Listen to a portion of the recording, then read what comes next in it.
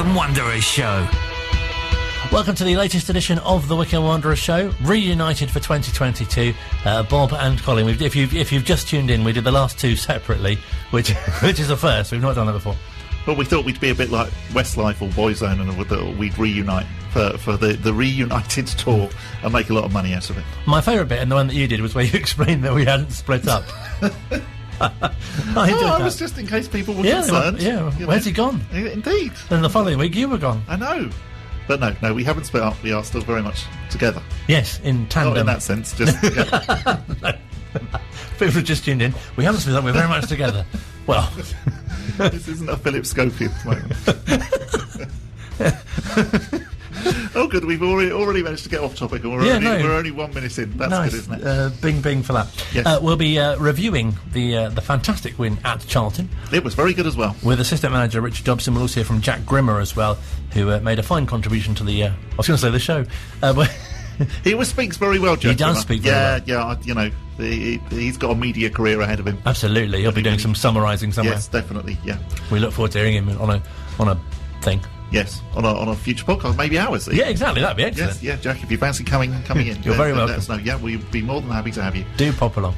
We will also be hearing from Gareth Ainsworth ahead of this weekend's game against League One perennials Sunderland. 12:30 kick-off, of course. Yes, which is slightly harsh if you're a Sunderland fan, I do think. And I know that Sunderland fans haven't done themselves any favours with regards to the car parking thing over the past few hours.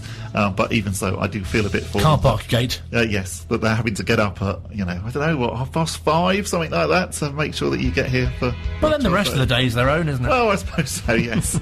They can go to the Hellfire Caves or the Egan Centre, There's lots to do in Wycombe. Just explore, yeah. Maybe go and watch another game. Yeah, that's true. Yes. Blackmore Heath, Risborough Rangers.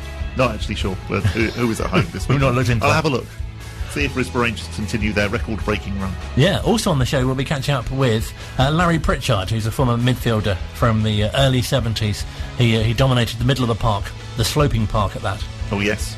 He talks about the slope. Oh, does he? Can you imagine him being a midfielder on the slope? Not really.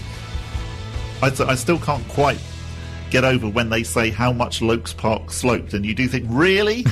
But but I know that people who were lucky enough to go there all vouch for the slope. But they vouch for it. And I'm always really cross that I never actually got to go to Lokes Park or play on it, or whatever. Just wander around on the turf. It makes you appreciate level playing fields. It does. Yes, I mean I have managed to walk on the turf at Adams Park. The hallowed turf. Yes. Have you? I have. Yes. When you say you've managed to, was it quite hazardous?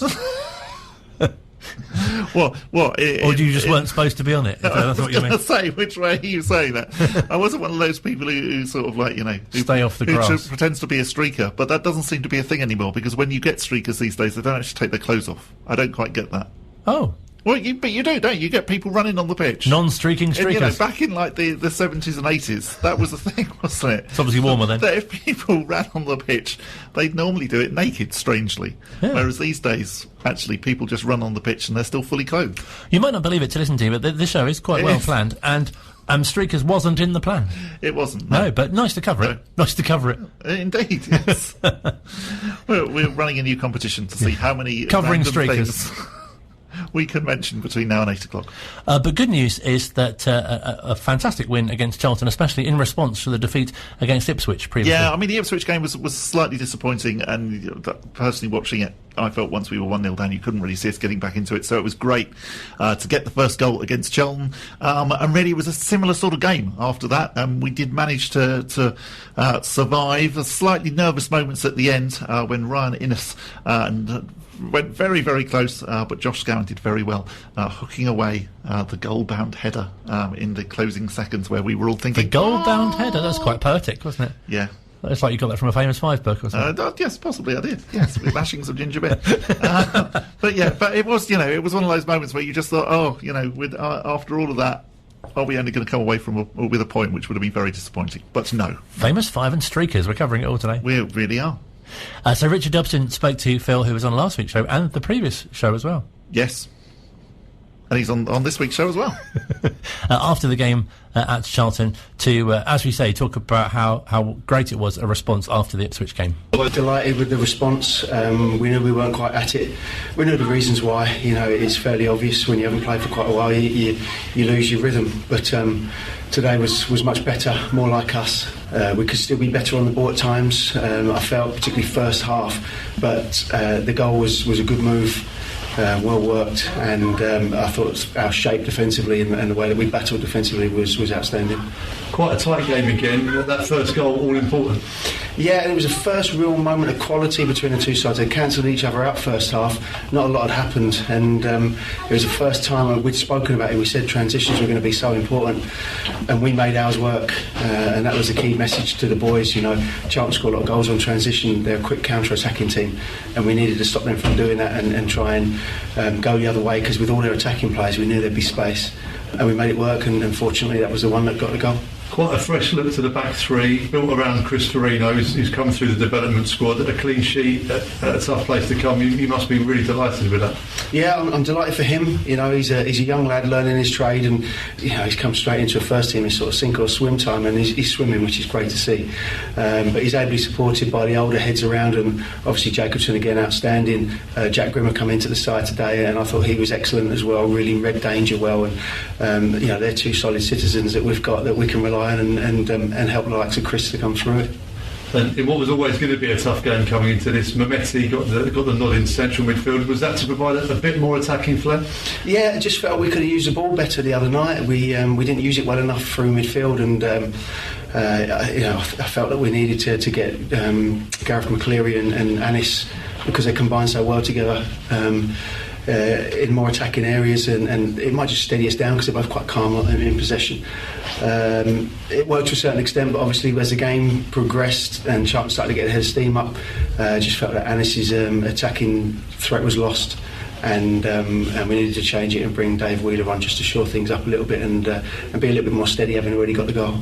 It was a more dogged second half performance. Was that the game plan, or was it always to try and nick another on the counter? No, we wanted to get another goal. I think Charlton applied a little bit more pressure second half. They were a little bit more purposeful with their attacks, but what it did is open up space on the counter, and you know, there were 2 or 3 times that we had chances off of that. You know, Gareth McCleary with a really good move from Jacobson's interception and ball into Vokes, and obviously Brandon Hanlon's always a threat. So yeah, I think with the way the game was going, to shore it up, having gained control of the game by going 1-0 up, we could sit in and be a little bit more defensive, and then look to counter as the game progressed. Before the break in games, the form was really good. The defeat on Wednesday night allowed teams to kind of catch up a little bit. With games against Sunderland, Bolton away and Oxford coming up, how important was it to get the win today? Yeah, really important, because you don't want to lose 2 on the spin and then end up with Sunderland at home. I'm really looking forward to the Sunderland game. They're the type of games we do really well in at Adams Park. So you know, these are great games ahead of us, but you obviously want to get a win on the board pretty sharpish after a break. You don't want that to become a malaise after that period of time without playing, and unfortunately we've done that today. And we can look forward to the next one on this streak of games, because if we do well in these streak of games, we'll be firmly inside that top 4. Gareth Ainsworth sent a video message to the team that was put up on Twitter for the fans to see as well. How's he been in isolation? Has he been on the phone to you constantly this week? Yeah, we've spoken a little bit less as the week's gone on. I think he's relaxed a little bit as the week's progressed. Obviously it was very tough for him early on, but he spoke to me yesterday and just said, look, I'm going to leave you alone tomorrow, so it's up to you, it's on you tomorrow. And that was great to hear, because obviously it shows great faith and great trust from him. And I enjoyed it. You know, the other night there was lots of messages coming through, and I had Josh in my ear, and we've lost Josh today, and so there were no messages, but it just allows you to concentrate on the game a little bit more and trust your instincts, and you know, I was comfortable with that today. Well, after 2 games at home, I'd imagine Gareth might need a new carpet in his living room. Yeah, he's I know how tough it is for him, because he wants to be in the middle of everything, and it's when you don't feel unwell, you feel like you're not contributing and you should be there. So I understand how difficult it is, but at the same time we have to protect the players, we have to protect the boys and everyone else around, and Kean and Dr. Bob have got the protocols in place that is obviously important to keep the squad well and fit and healthy. So we have to respect that, and we'll have him back next week and back to normal. COVID aside, any news on Ryan Tapper's, Ollie? But there's still just a little bit of a problem with his back. I think he's training next week, so we should have him back with us shortly. Fingers crossed everything goes all right with him. But he's nearly there. He's very close now. Really great to hear from Richard Dobson, and fantastic in a football show to get Gareth's carpet mentioned. Yes, that was very good. And he speaks very well, doesn't he? Really, really well. Yeah, you can imagine him as a manager. I can't imagine that Gareth would use the word malaise. No. It's nice. No offence, Gareth. I just, I can't imagine Gareth doing that. No, it's a type of pizza, isn't it? I think possibly it is, yeah. Gareth's carpet. That should be a new feature as well, shouldn't it? You're made up about that, aren't you? Oh, I do like it. It's a strange mental image that I quite like. Have you got that on the Wycombe Wanderers Show bingo? Along with the dog leads and yes, and the battery operated trousers. Still to feature. Yes. Although we just mentioned them now, I suppose, so that's true. Yes, you can cross them off as well. If you're playing along at home. Another person to speak was Jack Grimmer, who again is another one who speaks very, very well. Yes, and should actually do more post-match stuff. Listen out for a top expression that I don't think quite gets right. Jack Grimmer speaking after the game, also to Phil. Especially I think after the midweek game at Ipswich, they had that sort of new manager bounce, and I think it just, a few of us have said it looked as if, it had been a little while without a game. I think it blew the cobwebs out the legs, and we were back to our battling, hungry sort of, showing a lot of desire and stuff, and back to our normal selves today, and thankfully we managed to win and keep a clean sheet, which I don't think we've not done as much as we should have this season. You've had to be patient for your chances this season, and straight into the firing line today. That was a tough second half. Yeah, it was. They've got a lot of good attacking players. They really threw, especially when they threw caution to the wind and Innes up top. He was a big issue for them, and it was a backs against the wall job at times. But I think that's what we're good at. That's one thing that since I've been here, we always come out swinging, and we showed again today that you have to do that during a promotion push.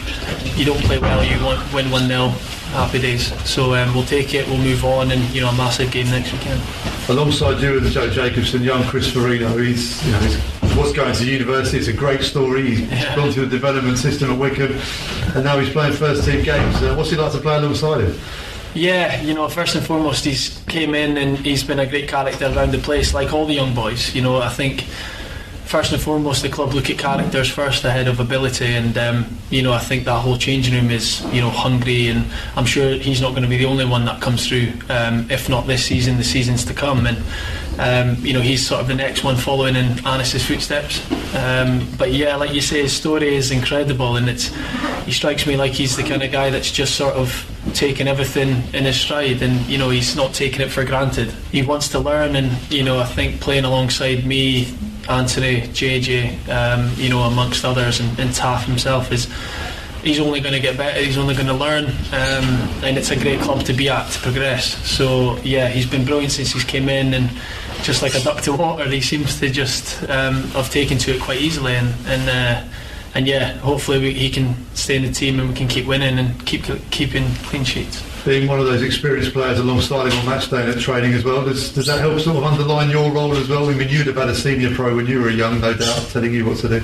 Yeah, I think it's been good for me, looking after sort of helping the young boys as best as I can. It's helped my development as well as theirs. Like you say, being that maybe slightly more experienced player now, yeah, I think it's another step forward in my career is how can I help the younger players around me. And since he's came in, he's done well, but I find that sort of it keeps my mind switched on talking to him through the game, and it's a good sort of a partnership that we're all kind of getting together, and it's so far it's worked.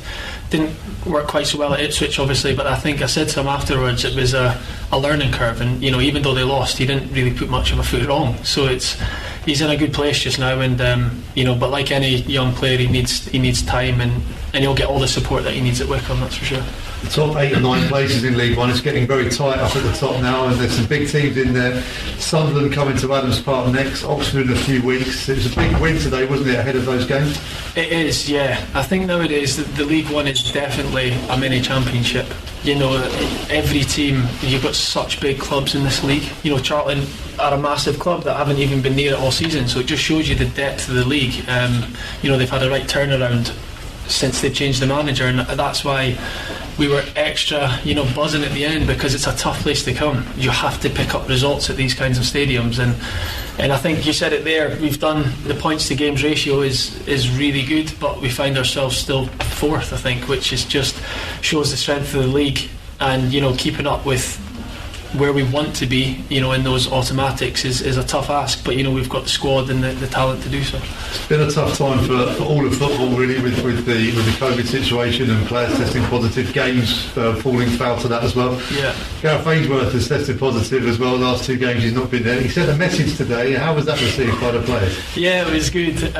He also sort of, we went on a Zoom call with him yesterday in training, and you know what the gaffer's like. He's be itching at the bit to get back. I'm sure that he's found it very difficult being at home and not being out there in the battlefield with the boys, but I think it speaks volumes of the staff that you trust them implicitly to step in, and it's been a pretty seamless transition. But we will be, looking forward to welcoming him back, and I'm just glad that we managed to get the win. To like you said, afterwards we FaceTimed him in the changing room, and he was just delighted. So that one was definitely for the gaffer being away with COVID. Sunderland next up at Adams Park. Not a lot of love lost between the two teams down the years, but this is set up brilliantly where both teams are in the table. It is, they started the season very well. They were very lucky to beat us, up at their place. I don't think anyone would disagree, and I think it's, although they dipped off sort of, after their quick start, I think no one was in any doubt that they've got the strength and depth to come back, which they now have. I think they found themselves top before the games today, and I think it shows you their strength and depth that they've dealt with the game load, because they got through in the cup and they still managed to win in the league, so it sets it up nicely for a big game. And I think teams in quite decent form as well, both of us, so we've got to be on the front foot being at home, and no doubt we owe them one after that game up there. It's one to look forward to for sure. Really great to hear from Jack Grimmer, and spoke so well as well. Yes, another one who's been on the media training. No, he sounds absolutely great. I agree with Phil as well about that. We've had a few tasty clashes against Sunderland over the years. It'll be particularly interesting to see whether there's anything between Luke O'Nien and Anis Mehmeti. Oh yes, because they clashed, didn't they? Yes, they did. Yes. Anis slightly lost it, if you remember, back up at the Stadium of Light in August. And it was a surprise, because Luke O'Nien, I'm sure he's very competitive and whatever, but he always comes across as one of those players who actually has a smile on the pitch the whole time. And so goodness only knows what happened when Anis then decided that actually his shoulder was going to collide with Luke's head, I think it was. Anis slightly lost it is another of those famous 5 books which you don't hear so much about. Indeed, yes. Such as, what was it, itching at the bit? Yes, that's an expression that we'll try and use more as well. Yes, the famous 5. 5 are itching at the bit. It's the new Enid Blyton book. Still to come on the Wycombe Wanderers Show, we'll hear from manager Gareth Ainsworth, and we'll catch up with former midfielder Larry Pritchard next. Online, on Radio Player, and on 106.6 FM. This is Wycombe Sound. Bing bong. Colin, the people of High Wycombe. It's David Stockdale, number 13, here from Wycombe Wanderers. Not sure what to do this Saturday? Get yourself down to Adams Park. We continue our League One campaign. Bring your chanting A-game, help us get all 3 points. Tickets are now available at tickets.wwfc.com. See you there. Still to come in what we loosely term part 2 of the Wycombe Wanderers Show. For the first of 2022, we'll be catching up with former midfielder Larry Pritchard as well, who dominated the middle of the sloping park in the early 70s. So we'll be hearing from him very soon. We'll be catching up with manager Gareth Ainsworth, looking back, as we say, at the performances he missed, and also talking a little bit about the transfer market as the window is now open. Not in here, it's not. No, thank goodness, as it's quite cold out there. It must be really weird, actually, being the manager having to watch at home. That must be so, it can be odd as a fan if you go frequently to then be watching a game at home and you slightly feel disconnected. If you're a manager, it must be really, really weird. Because I remember early in the lockdown as well, getting to speak to him on the phone, and I asked him if he had a dugout at home where... Yes, I remember, because of course he had his back operation, Yes. so he then missed several games, didn't he, where Dobbo took charge, and actually managed to win a couple of them, if you remember. The Birmingham City away game and the Sheffield Wednesday at home, I think, were the two that Dobbo won when Gareth wasn't there. Or perhaps he's just got a sofa at home that is shaped like a dugout. Yes. So he's just watching the big screen at home like he'd be watching the game. But does he then make the rest of his family sort of like sit and play the roles of like maybe the substitutes? Yeah, send them to warm up into the dining room. Just because it must be a bit odd just sitting there sort of like on your own. Yeah, as you say, we cover a bit about the transfer window because it's obviously the window is open. It is. And difficult time for players. Many squads, of course, have got a lot of injuries at this time. We're quite lucky. I think there's only really Dominic Gape and Nick Freeman who are long-term absentees, and I think Dominic Gape's not far from being available. We heard in the chat with Richard Dobson that Ryan Tafazoli is unavailable for a bit as well. Yes, which, considering that there are now we know that there are 12 Ryan Tafazolis, you wonder, what, are they all got injured at the same time? Because we could do with one of them at the moment. No, so, seriously though, I'm sure I wasn't the only Chairboys fan to notice an article about Uchi at Middlesbrough, where apparently he's slightly fallen out of favour. And is maybe looking for a move in the January transfer window. Good spot. And you definitely think, well, Uchi, we'd be quite happy to have you. You could be another one of those players who comes back to Adams Park. A lot do come back, don't they? You would be welcomed with open arms. We would be very pleased to see you back at Adams Park. So yes, if you fancy it, Uchi, then get on the phone to Gareth. And someone who's gone, but only temporarily, to the Africa Cup of Nations, Suli Kaikai. Suli Kaikai, yes, is off to Cameroon. And one of the players that's actually been allowed to go, because I know that there have been plenty of naughty clubs who have denied their playing staff the opportunity to go and appear for their country. And it's one of, I can understand people being frustrated about it, but at the same time, the fact that we're talking about a competition in Africa, clearly you don't necessarily want your players playing in a major tournament in Africa in the middle of June, July. So that's why it's now. And yeah, I think you've got to release your players, because we would have uproar the other way around. And whatever country you're representing, I think, Sierra Leone... It doesn't matter, it's just fantastic to be able to say, this is my yes, country. Of course. There's no difference between Harry Kane representing England, TJ DeBar representing Gibraltar, or Suli Kaikai going and representing Sierra Leone. We should be completely behind them 100%. Say, yes, go and good luck, and, we hope you bring back the cup. That would be brilliant. And another former guest on the show, Stuart Cash, his son Matty Cash, was representing Poland. Yes, yeah. I think... I think we've got the right idea in that I think you probably, whilst yes, you might want to keep the players during the African Cup of Nations, but that isn't actually going to help your team, because I would imagine that most of the players who aren't allowed to go are then probably slightly resentful and probably aren't doing you any good in the long term. You can keep that as advice from Bob there. Definitely, yes. Well done, Gareth, for letting Suli Kaikai go to the African Cup of Nations. Going to the AFCON, yes, then they should certainly do that. Yeah, you're doing the right thing. Still to come also on the show this week, we spoke last week's show to Dave Ward, who's the manager of Wycombe Wanderers Women, who are previewing their game. We've got there's some notice board bits, aren't there? There's a rearranged fixture to cover. But first, in our feature with former players... You make it sound like an assembly or something. Absolutely, yeah. Do detentions. Bob's going to be reading the notices later on. Exactly, yeah. We should do that, more like that. But first, with thanks as always to the Wycombe Wanderers Ex-Players Association. Thank you. Excellent timing with your thank you. A big hello to the Wycombe Wanderers Ex-Players Association. Hello. We've been speaking to Larry Pritchard, who you may remember from the early 70s as a midfielder who dominated the centre of the, sloping park, as mentioned. And here's how he first became a Wanderer. I was at Sutton United, and I was fortunate enough to get into the England squad and what have you, the Great Britain sides and stuff like that. And we used to have our training sessions on a Sunday and the games, practice games and that, at Bisham Abbey, which is where Brian Lee had his headquarters, and he managed that place, which was a big area, and right next to the Thames at Marlow, which was brilliant. So I used to go up there regularly and got to know Brian quite well. And then he started managing at Wycombe, and they were started to do well and started to look up. So I decided to go there and joined Wycombe. along with a couple of my friends who were playing at the same time. That was Ted Powell and Keith Blunt.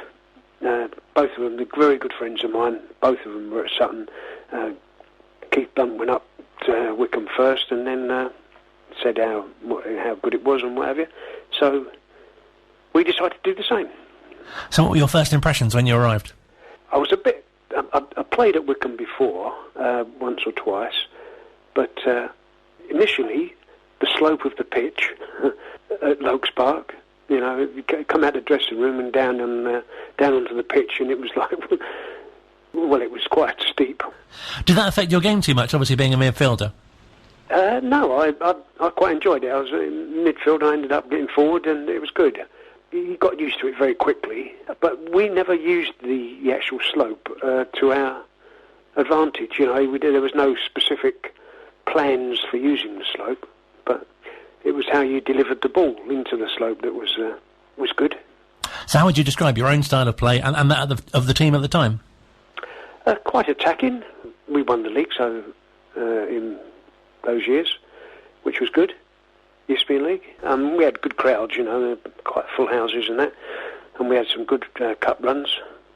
Yeah, it was good. I really enjoyed it, and I got married while I was up there, and had children.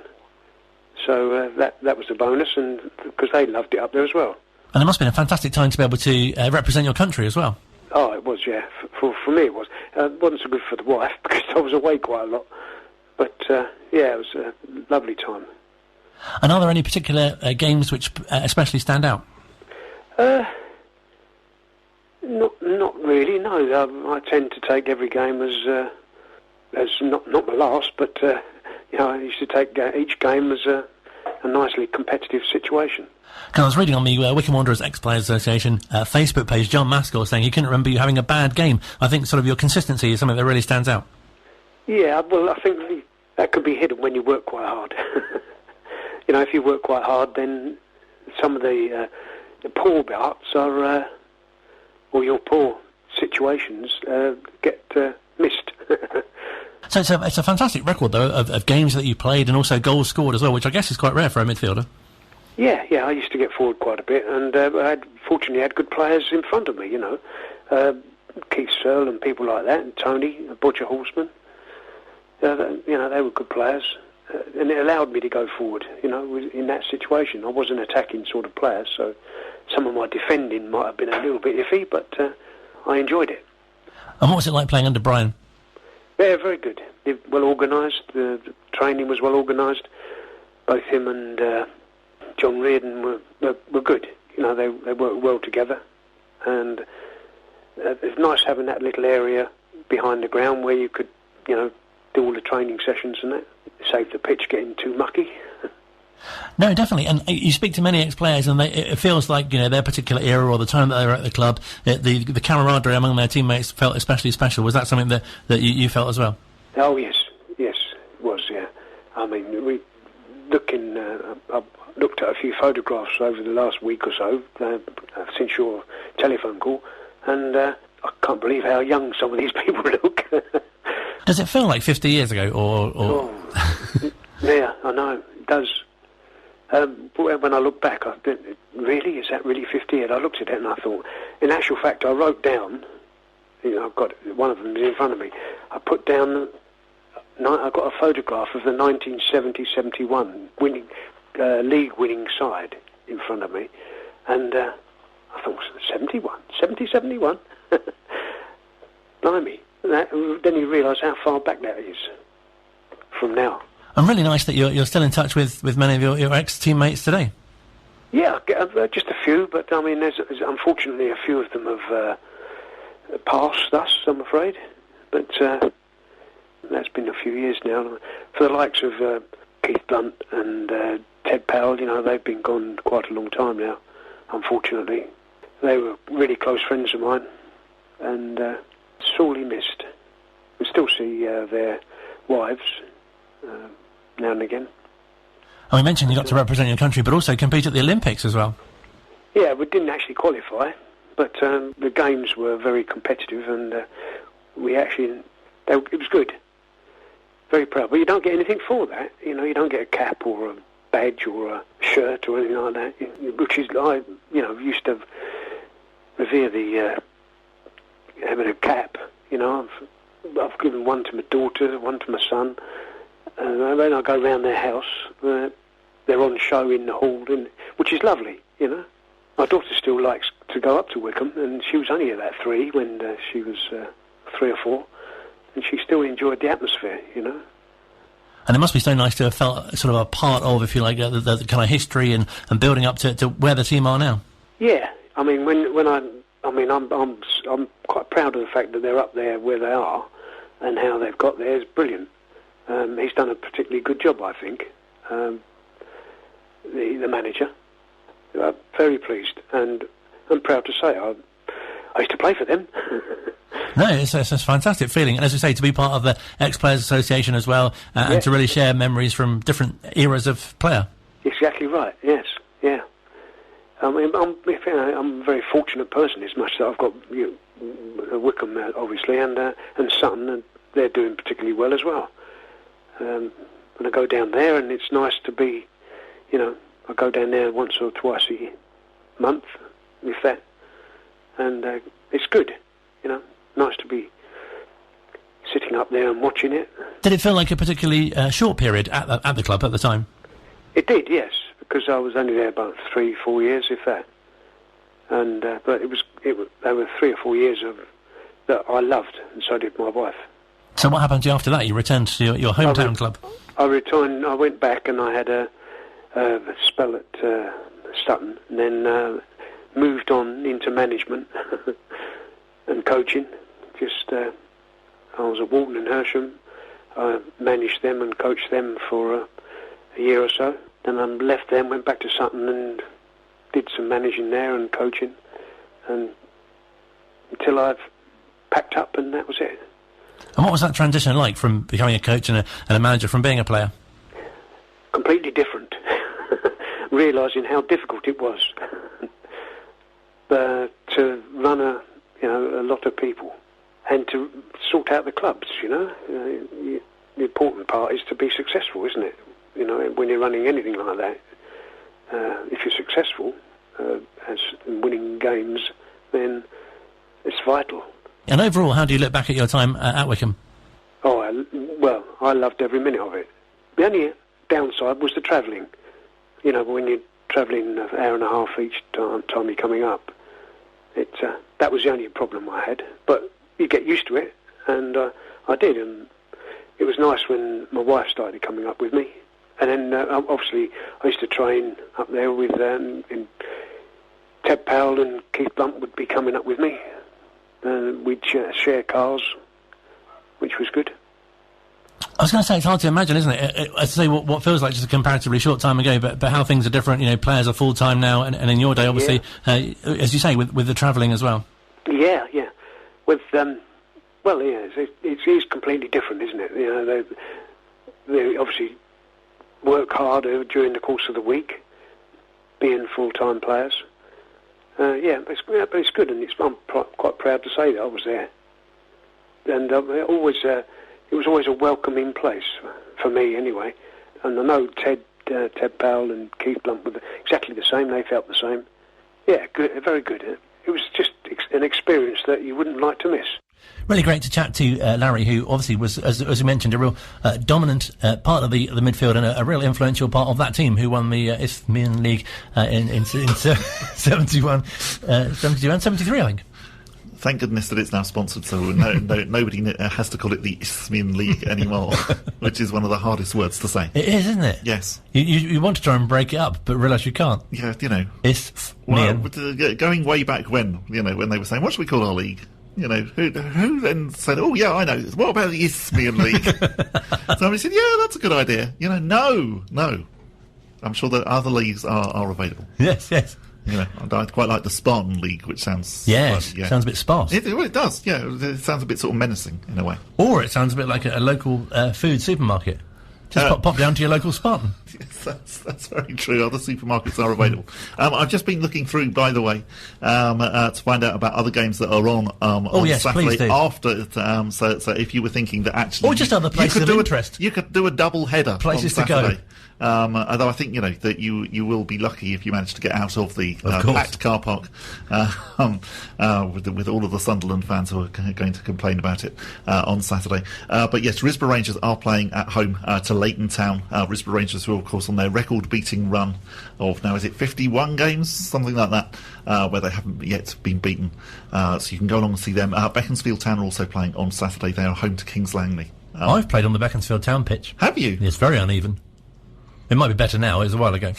Was this when you played in a celebrity game? I'm now slightly having flashbacks to you talking about the fact that you played in a celebrity game. Well, it wasn't really celebrity as such. It was a Media 11. But the manager was Mike Fillery. So this is how we ended up talking about porridge last time. Oh, that's right. Yes, yeah. Listeners to the previous season of Wycombe Wanderers shows will remember that. Yeah, check back for more details. Yes. Which one's the goodie? And other inane references. Sorry, had you finished your local teams to go and see? I'm still looking up about Penn and Tyler's Green and Holmer Green to find out whereabouts they are. I know that Flackwell Heath are away on Chesham? Saturday. I can have a look for Chesham as well. Marlow? Yeah, I can have a look for Marlow as well. And other teams. Other teams are available as well. But yeah, it's still impressive that you were in a Media 11. I know, yeah, it's very local, very small. Sorry, who were you playing? Beaconsfield. Oh, okay, you were actually playing the Beaconsfield team. Yes. And what was the score? 18-0. To the Beaconsfield, I'm assuming. Not. Yeah, but we came very close to scoring. We had a free kick from about a mile away, and there was a period in the second half where we went 20 minutes without conceding. That was a highlight. Oh, well, that's quite good. And there was a free buffet afterwards. I especially enjoyed that. Afterwards, did your manager say that he was proud of you? He didn't say anything. I don't think he just had his head in his hands. What a disappointment. I think I overdid it in the warm-up. I found the warm-up quite tiring. Oh, I always don't like if you ever go and do any exercise type thing, with somebody who's sort of like training you or whatever, and they say, right, we're going to warm up first of all, and you get to the end of the warm up and you say, I'm done. How is that just the warm up? How am I going to survive another hour of this? Another memory was I was on the bench for much of the game. Might surprise you, and until I was brought on the end, towards the end, and another of the substitutes was reading a newspaper during. His own newspaper, coincidentally, as well. This does definitely sound like the Porridge film. He was a sports editor at a local paper, I think in Slough, if I remember correctly. He was just reading their latest edition during the game. Well, because presumably you were playing Beaconsfield Wycombe. That's right, yes. Then, rather. Which I always think, again, sounded like a slightly menacing side. Yes. But now they're slightly sort of like softer-sounding Beaconsfield Town. It stood for Slough Youth Club Old Boys. It did, yes. But now they're called Beaconsfield Town. Yes, I know. And I think their pitch is a lot better as well. And they've redone the stadium. I was going to say, quite a refurbishment, in fact. Yes. Yeah. So you could pop along there on Saturday. But it used to be a talking point. I wouldn't have changed the name, because people did wonder about Beaconsfield Wycombe, and particularly as you then came out of the service station and there was a sign there, you thought, oh, that's a funny name. So yes, I wouldn't have changed it back. Final part of the Wycombe Wanderers Show to come. We'll hear from manager Gareth Ainsworth, and we'll be talking about other things as well. Here at Wycombe Sound. Online, on Radio Player, and on 106.6 FM. This is Wycombe Sound. Final part of the Wycombe Wanderers Show. Welcome back. Bob's Guide to Local Football on Saturday continues. Chesham and Marlow are both away. We've got some other notice board stuff, haven't we, about the Cambridge game? Oh, hang on. I'm still... sorry. Holmer Green are also away, I think. Yes. Is there a minibus going to that game? No, that's just Risborough Rangers. Actually, I'm not sure about Holmer Green. I'll come back to them. Okay. Yes, so we found out today that our game against Cambridge United will be played on March the 1st. Oh, St David's Day. 7:45 p.m. kickoff. And the tickets are still valid, etc., etc. Please keep up repayments on your home or the loan secured on. That's the small print bit. Yeah, I didn't see that bit in the on the club website. But yes, 1st of March for Cambridge at home. Have we got any other notice board stuff? I think that's about it, actually, for notice board stuff. Other than the fact that Wycombe Wanderers women are playing this weekend, they are away to Abingdon. Yes, all the best to them. We heard from Dave Ward on last week's show, looking ahead to their sort of new year and kind of next section, if you like, of their season. So wish them all the best for Sunday. We really do, because we know that they've got 3 tough games coming up now against the teams that are at the top of the division. So all the very best to them. Yeah, they're looking to top a sort of mini part of their division. Yeah, well, that's what you have to do, isn't it? When when you're in those little mini leagues, such as we are at the minute, sort of fighting out with the top 6 or so. It's those results that matter. Let's hear now, though, from manager Gareth Ainsworth, who I spoke to earlier on today at the training ground, when it was very early and cold. And early in the conversation as well, the mobile phone reception wasn't great, so do stick with it for that bit. But it does improve. But brilliant to speak to you, the manager, and obviously kicked off by wishing him a Happy New Year. Happy New Year, everybody. And yeah, you're right, Colin, there. No symptoms. I was one of the lucky ones, I think. Maybe unfortunate to contract the virus, but lucky in the fact that I didn't have any symptoms. Annoying more than anything, very frustrating, because it's almost isolating and there's nothing at all with you. But obviously you're carrying the virus, and we've got to be super careful now. So, like I said, the medical department here have done fantastic with us. The worst things, and we had a massive outbreak. But Nigel and Ali have really looked after the boys, and our cases have been very limited in this staff more than anybody. So yeah, it was hard to watch, believe me. But it was fantastic performance in both games. We were right in the Ipswich game to the end, and obviously watching Anthony blast over the bar was hard to take, because I thought the lads did way enough to get back in that game. But Ipswich a dangerous side and very good players. Obviously a fantastic crowd there as well. But the Charlton game I thought was brilliant. The boys knew what they had to do. We knew we had to get back on track. And they delivered without a doubt. Some attacking play was fantastic. The resilience at the back was brilliant. And, away at Charlton is a tough game, believe me. Johnny Jackson's got them playing well. And so I was very happy when I saw that final whistle on there.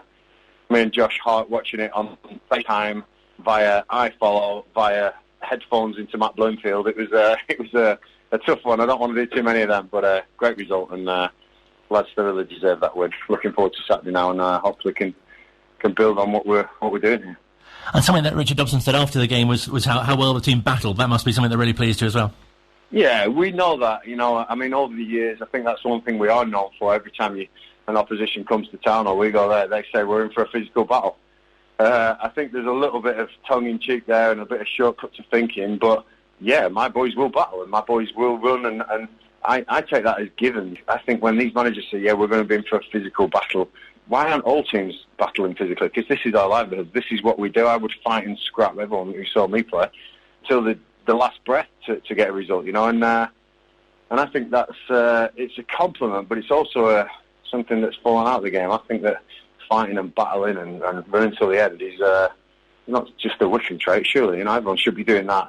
What we are adding to our game now is some fantastic play. I love everyone keep billing as the direct team, and it's superb to read, because I'm hoping people are just trying to cope with the direct team, because once we get in the opposition half, wow, players like Gareth McCleary and Anis Mehmeti, Darryl Horgan, Brandon Hanlon, we've got some real players in this team now, and I'm loving some of the attacking play around the edge of the opponent's box. But no, we're good at what we do. Everyone keeps telling me that, so if they all know what we do, try and stop us, because we're going to keep doing it. So just going into a new year, what's your overall assessment of where the team are at the moment? I'm really happy. I'm really pleased. I think we're not suffering from any relegation hangover, which was very important.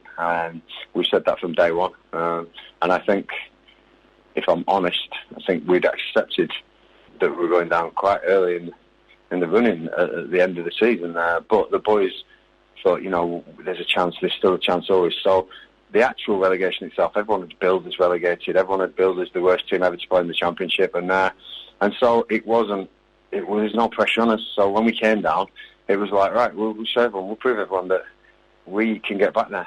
So there was no hangover halfway through the season.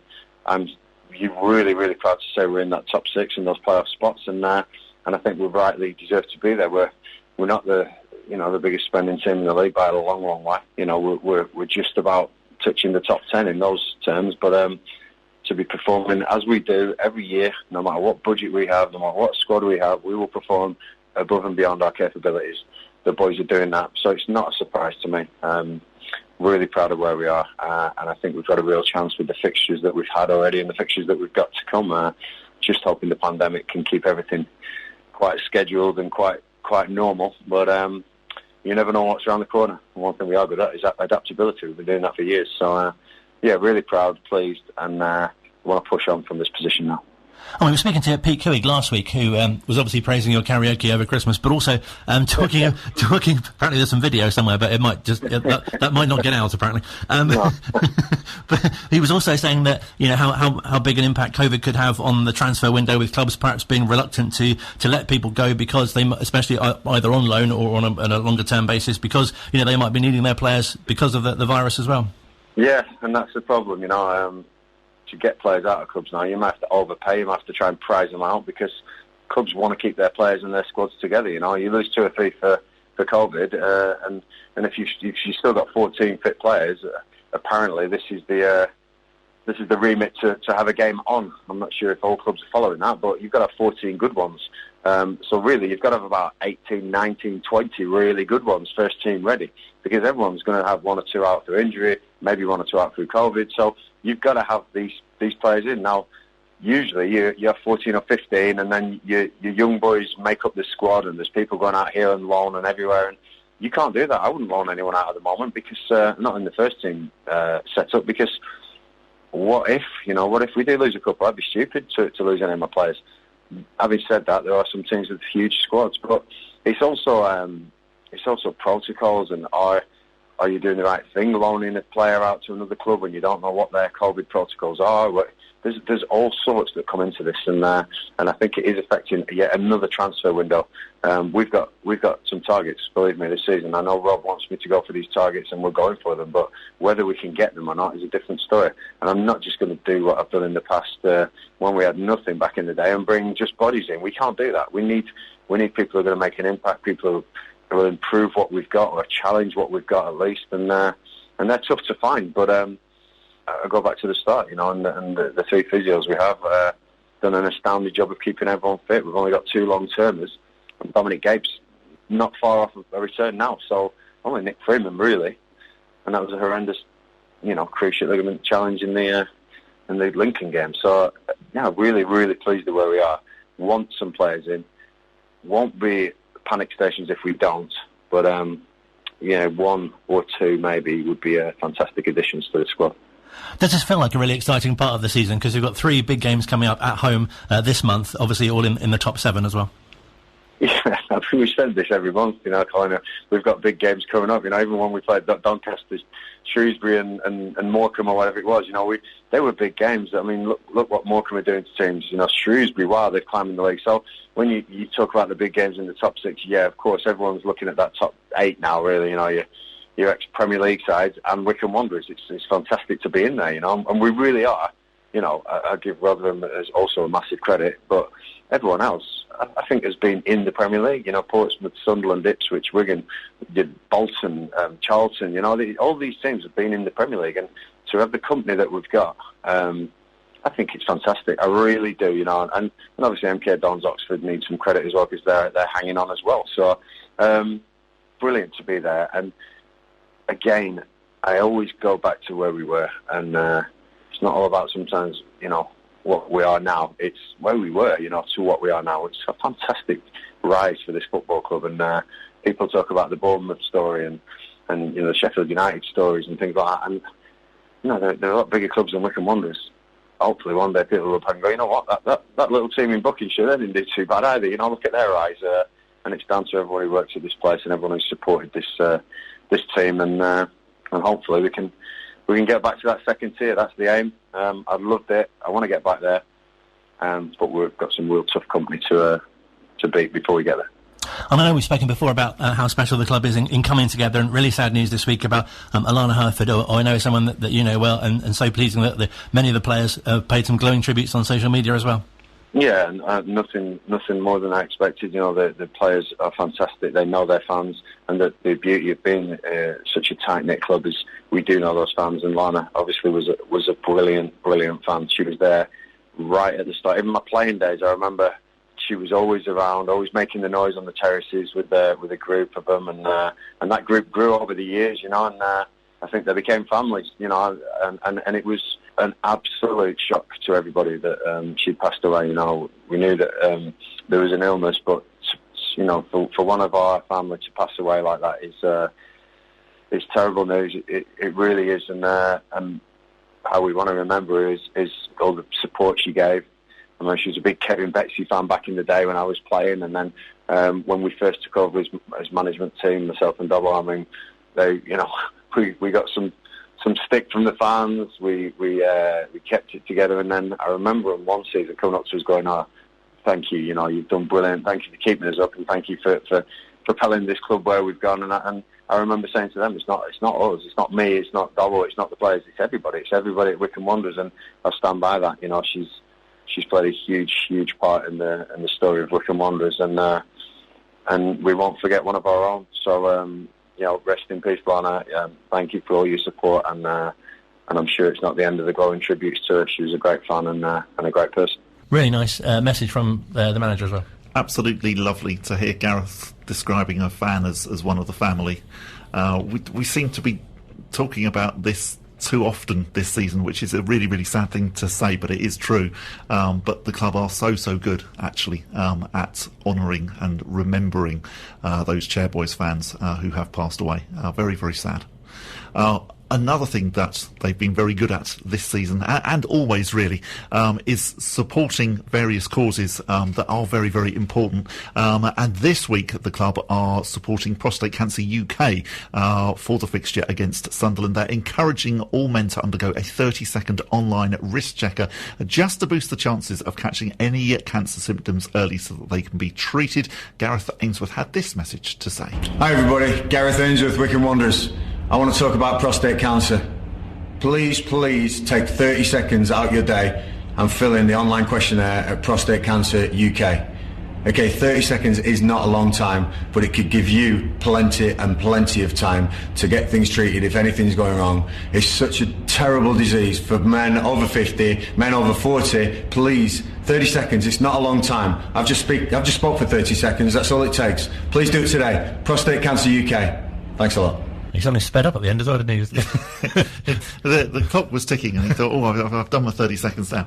But yeah, it doesn't. It literally does take 30 seconds. It's not one of those surveys where they say, this is only going to take 2 minutes of your time, sir, and you're still there 10 minutes later at all. I took the check today. It does take 30 seconds. prostatecanceruk.org/risk check is the actual website address, but you can find it if you simply search for Prostate Cancer UK on Google. And as you say, a really good cause, obviously, to be supporting, and very poignant for football fans, obviously male ones, but also female ones who know male ones to be thinking about as well. Yeah, definitely, and it's something I think that is getting a lot more known about. But actually, the amount of money that gets spent on it and the amount of money that prostate cancer raise is still really, really small compared to some other cancer charities. And I know that charities shouldn't be fighting against each other, but it is one of those organisations that does need our support. But the main thing that they want to do actually is to eradicate prostate cancer completely if they possibly can, which is why they do campaigns like this. So yes, 30 seconds is all you need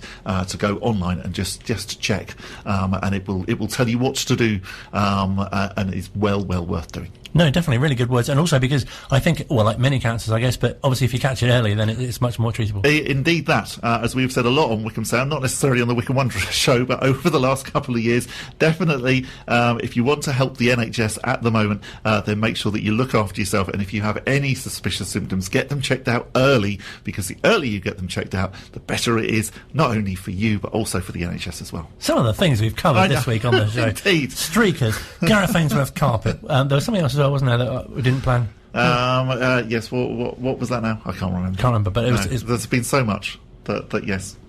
Some big games coming up, as we mentioned. Sunderland this week, the earlier kick-off time of 12:30. We've got Bolton away on Tuesday. That'll be a big game as well. Bolton away, that's real. You can see why they call it the it is sort of like a mini championship, isn't it? With us and and the good old League One stalwarts Sunderland, who, let's not forget, have been in League One longer than we have. Absolutely. And Bolton as well, actually. Local rivals Oxford to come as well. Yes, I mean, that will be huge, won't it? Very much looking forward to that. It's always a decent atmosphere whenever Oxford come to town. So yes, very much looking forward to the Oxford United game next Saturday. Good to have 2 home games in a row. But yes, as you also have reminded people, it's 12:30 on Saturday, and yes, there's going to be quite a lot of people there. So if you are planning on driving, then make sure you get there nice and early. Absolutely. You can perhaps take Bob's tips of things to do afterwards as well. Yes, indeed. Yes. So Risborough Rangers, good luck to them. They are at home on Saturday, as are Beaconsfield Town as well. So if you fancy a double header, you might have to leave quite sharpish at the end to make sure that you get there. But we would recommend it. I thought a double header was some sort of football training tip you've been giving as well. Yes, it's what the 12 tappers oldies do with each other. Thank you very much indeed for listening. Have a great week. We'll speak to you at the same time next week. Some final couple of words. Cheerio, and up the wick, as Pete Coohig would say.